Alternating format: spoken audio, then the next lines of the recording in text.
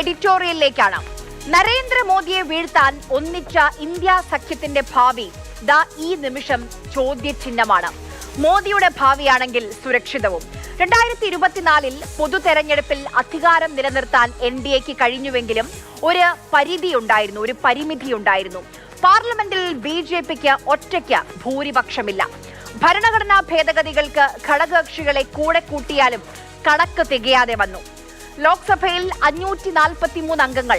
സാധാരണ നിയമനിർമ്മാണത്തിന് കേവല ഭൂരിപക്ഷം മതി. പക്ഷേ ഭരണഘടനാ ഭേദഗതിക്ക് ഹാജരുള്ള അംഗങ്ങളിൽ 2/3 ഭൂരിപക്ഷം വേണം. നിലവിൽ NDAക്ക് 293 അംഗങ്ങളുണ്ട്. 2/3 362 MPമാർ പിന്തുണയ്ക്കണം. ഇക്കഴിഞ്ഞ ഒരു മാസത്തിൽ മാത്രം കണക്കുകളിൽ വന്ന മാറ്റം ഒന്ന് ആലോചിച്ചു നോക്കൂ. 7 ആം ആദ്മി രാജ്യസഭാ MPമാർ NDAക്കൊപ്പം ചേർന്നു. തൃണമൂൽ കോൺഗ്രസിന്റെ ആഭ്യന്തര കലാപം. 20 TMC MPമാർ ലോക്സഭാ സ്പീക്കർക്ക് കത്ത് നൽകി. അതായത് 293 പിന്നെ 20 അംഗബലം 313ആയി. തമിഴ്നാട്ടിൽ കോൺഗ്രസ് DMK ബന്ധം തകർന്നു. DMKക്ക് ലോക്സഭയിലുള്ളത് 22 MPമാരാണ്.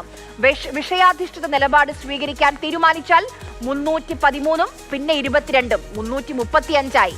തീർന്നില്ല, ഇനി മഹാരാഷ്ട്രയുണ്ട്. ഉദ്ധവ് താക്കറെയുടെ ശിവസേനയും കൂടണയുമെന്ന് പ്രതീക്ഷിക്കുകയാണ്. അവർക്ക് 9 MPമാരുണ്ട്. 2/3 എന്ന് പറയുമ്പോൾ 6 MPമാർ. അവർ ചേരിമാറിയാൽ അയോഗ്യതാ ഭീഷണി പോലുമില്ല. അപ്പോൾ ടോട്ടൽ എത്രയായി? 341. 362 എന്ന കണക്കിലേക്ക് വേണ്ടത് വെറും 19 പേരുടെ പിന്തുണയാണ്. ചെറു പാർട്ടികളുണ്ട്, സ്വതന്ത്രരുണ്ട്. അതുകൊണ്ട് കെട്ടിപ്പിടിക്കില്ല എന്നൊക്കെ പറയുന്നതിന് മുൻപ് ആരെങ്കിലും രാഹുൽ ഗാന്ധിയോട് ഈ കണക്കുകൾ ഒന്ന് പറഞ്ഞു കൊടുക്കണം. യഥാർത്ഥ രാഷ്ട്രീയ പോരാട്ടം നടത്തേണ്ടത് ആർക്കെതിരെയാണ് എന്നും ഓർമ്മിപ്പിക്കണം. ഈ പോക്ക് പോയാൽ കൂടെ ആരും ഉണ്ടാകില്ല എന്നും ഓർമ്മിപ്പിക്കണം.